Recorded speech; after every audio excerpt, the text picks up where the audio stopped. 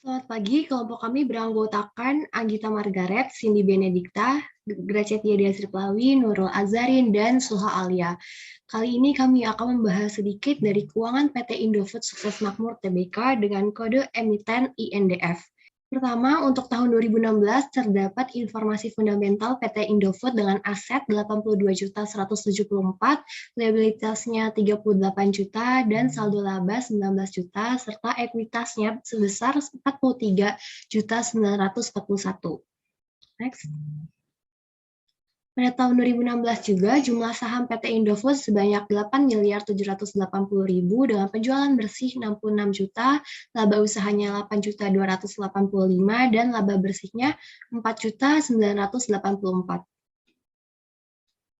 Selanjutnya, pada earning per share PT Indofood 2016 sebanyak 472 dengan market cap-nya 69 juta dengan harga penutupan 7.925 dan PBF-nya 1,53. Next. Selanjutnya pula untuk PER 2016-nya sebesar 16,79 dan DR-nya 87,01. Dividen per saham PT Indofood juga sebanyak 235 dan dividen yield-nya 2,97%. Kemudian untuk dividen payout ratio-nya 50% dengan ROA 0,06 dan ROE-nya 11,3%. OPM PT Indofood juga sebesar 0,07. Selanjutnya untuk GPM atau gross profit margin-nya 29,1% dan NPM-nya 0,07 dengan cash rasionya 34,9%. Selanjutnya untuk tahun 2017 akan dibahas oleh Anggita. Baik, terima kasih Grace. Pada tahun 2017, perusahaan INDF ini memiliki aset sebesar 87.939.000 dan liabilitasnya sebesar 41.182.000, saldo labanya sebesar 21.273.000 dan ekuitasnya 46.756.000. Next. Di mana jumlah sahamnya yang beredar sebesar 8.780.000.000 dan penjualan bersihnya sebesar 70.186.000, laba usaha sebesar 8.747.000 dan laba bersihnya 5.145.000. Next. Lalu ada earning per share-nya sebesar 475.000, market capitalization-nya 66.950.000, harga penutupannya sebesar 7.625 dan PBV-nya 1,43. Next. PER-nya sebesar 16,05, DER-nya sebesar 88,08, dividen per sahamnya 235 dan dividen yield-nya 3,08%. Next. Dividen payout ratio-nya sebesar 50%, return of asset-nya 0,06, return of equity-nya 11%, dan OPM-nya 0,12. Next. Gross profit margin-nya sebesar 24,3%, net profit margin-nya sebesar 0,07, dan cash ratio-nya sebesar 63,2%. Next. Selanjutnya 2018 akan dijelaskan oleh Ina. Pada Nurul, dipersilakan. Baik, terima kasih Anggita. Selanjutnya untuk tahun 2018, PT INDF ini memiliki aset sebesar 96.537.000 dengan liabilitas 46.620.000 dan saldo labanya 23.303.000 dan dengan ekuitas 49.916.000. Next. Untuk jumlah sahamnya untuk tahun 2018 sebesar 8.780.000.000 untuk penjualan bersih 73.394.000 dengan laba usaha 9.143.000 dan laba bersih 4.961.000. Next. Untuk earning per share-nya pada tahun 2018 sebesar 474 dengan market cap 65.414.000 dengan harga penutupan 7.450 dan PBV-nya 1,35. Next. Untuk PER-nya sebesar 17,1 dan DER-nya 93,39 dengan dividen per saham 237 dan dividen yield-nya 2,92%. Next. Untuk dividen payout ratio sendiri sebesar 50% dengan ROA 0,05 dan ROE-nya 9,9% dan OPM-nya 0,12. Next. Untuk TPM-nya sendiri sebesar 27,5% dan NPM-nya sebesar 0,07 dan cash ratio sebesar 28,2%. Next. Selanjutnya untuk tahun 2019 akan dijelaskan oleh Cindy. Cindy, silakan.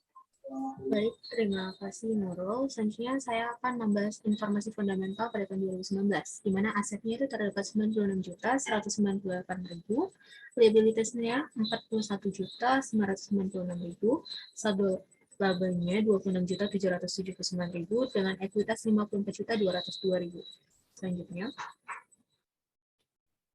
untuk jumlah sahamnya sendiri terdapat 8.780.426.000 dengan penjualan bersih 76.592.000 dan laba usaha 9.831.000 dan laba bersihnya 5.902.000.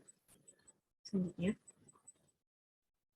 Kemudian ada EPS sebesar 559 dengan market cap 69.584.000, harga penutupan itu di harga 7.925 dengan PBV 1,35.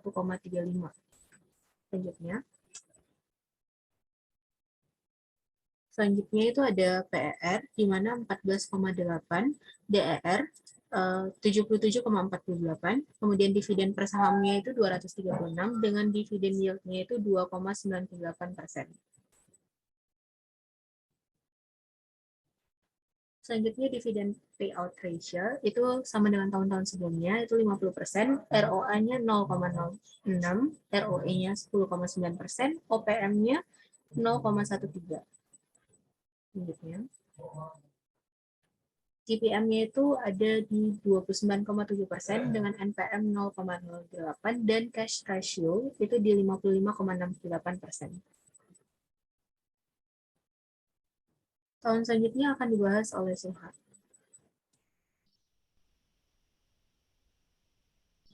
Baik, terima kasih Cindy. Berikutnya pada tahun 2020 dapat dilihat pada tabel paling bawah, perusahaan memiliki aset sebanyak 163.136.000 dengan liabilitas 83.998.000, saldo laba 30.995.000 dan ekuitas sebanyak 79.135.000.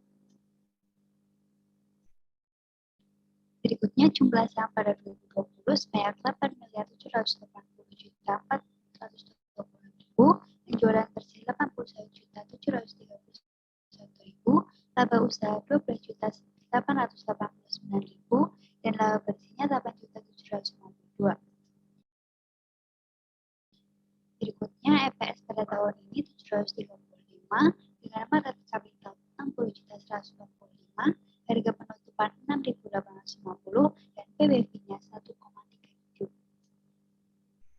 Berikutnya diketahui PER-nya 9,32, DER-nya 106,14, dividen per saham 278 dan dividennya 4,06%.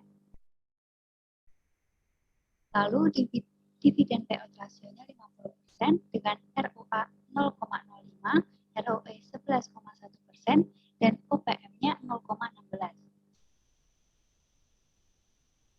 Dan pada tahun ini didapat GPM-nya 32,7%, NPM 0,11 dan cash rasionya 61,97%. Berikutnya grafiknya akan dijelaskan oleh rekan saya, Gita. Baik, terima kasih Suha. Di sini kita dapat melihat grafik laba bersih dan PBV serta ROE. Sebelumnya saya akan menjelaskan apa itu PBV dan ROE. ROE berfungsi untuk mengetahui nilai profit yang mungkin akan didapat oleh pemegang saham dan nilainya dinyatakan dalam bentuk persentase. Semakin tinggi nilai ROE, maka semakin baik. Itu mengindikasikan bahwa posisi perusahaan akan terlihat semakin kuat, begitupun sebaliknya. Dan nilai PBV suatu perusahaan kita bisa membandingkannya dengan saham dari berbagai perusahaan lain yang berada di sektor yang sama. Dari hasil perbandingan itulah kita bisa tahu apakah saham undervalued atau overvalued. Nah, berapa sih PBV saham yang bagus? Jika ditanya mengenai nilai PBV saham, maka patokannya ada di angka 1. Nah, kita bisa lihat di sini laba bersih dalam jangka 5 tahun, perusahaan INDF mengalami peningkatan dari tahun 2016 ke tahun 2020, dan di tahun terakhir ini sebesar 8.752.000. Lalu di sini grafik yang berwarna hijau adalah grafik PBV, price book value, di mana dari tahun 2016 ke 2020 ini sedikit mengalami penurunan, tetapi dia kembali mengalami peningkatan pada tahun 2020. Dan ini bisa diperkirakan jika kita menginvestasikan dalam jangka panjang, maka PBV-nya juga akan meningkat. Lalu di sini ada di grafik merah adalah grafik ROE, di mana ROE itu adalah nilai profit yang kita dapatkan sebagai investor. Nah, di sini di tahun 2016 sampai di tahun 2020 ROE-nya sebesar di atas angka 1, dan di tahun 2020 ini sekitar 1,37. Ini diartikan bahwa pertumbuhan perusahaan INDF ini sangat baik dan juga layak untuk direkomendasikan kepada investor untuk dibeli ataupun di hold. Sekian presentasi dari kami, maaf jika ada kekurangan. Terima kasih.